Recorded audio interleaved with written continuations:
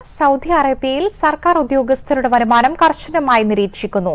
സൗദിയിലെ അഴിമതി വിരുദ്ധ അതോറിറ്റിയാണ് ഇപ്രകാരം ഉദ്യോഗസ്ഥരെ നിരീക്ഷിക്കുക. നിയമലംഘനം കണ്ടെത്തിയാൽ ജോലിയിൽ നിന്നും ജീവനക്കാരെ പിരിച്ചുവിടും. മിഡിൽ ഈസ്റ്റ് ബ്യൂറോയുടെ റിപ്പോർട്ട്. സൗദിയിലെ അഴിമതി വിരുദ്ധ കമ്മീഷനായ നസഹയാണ് സർക്കാർ ജീവനക്കാരുടെ വരുമാനം നിരീക്ഷിക്കുക. ഇപ്രകാരം സൗദിയിൽ വരവിൽ കവിഞ്ഞ വരുമാനം കണ്ടെത്തിയാലും സംശയകരമായ സ്ഥിതി ഉണ്ടായാലും ഇനി സർക്കാർ ജീവനക്കാരനെ പിരിച്ചുവിടും. സൗദി മന്ത്രിസഭ ഇതു സംബന്ധിച്ച ഉത്തരവിറക്കും. രാജ്യത്ത് ഭരണതലത്തിലെ അഴിമതി കർശനമായി നിരീക്ഷിക്കാനാണ് ഭരണകൂടത്തിന്റെ തീരുമാനം. ഇതിന്റെ ഭാഗമായാണ് ഗവൺമെന്റ് ജീവനക്കാരുടെ വരുമാനം പരിശോധിക്കുന്നത്.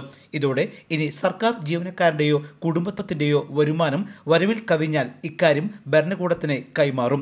സംശയകരമായ ഇടപാടോ സമാനമായ സാഹചര്യങ്ങളോ കണ്ടെത്തിയാൽ ആ ജീവനക്കാരനെ പിരിച്ചുവിടാനാണ് തീരുമാനം. ഇതിന് ഭരണാധികാരിയുടെ അനുമതി ഉണ്ടാകും.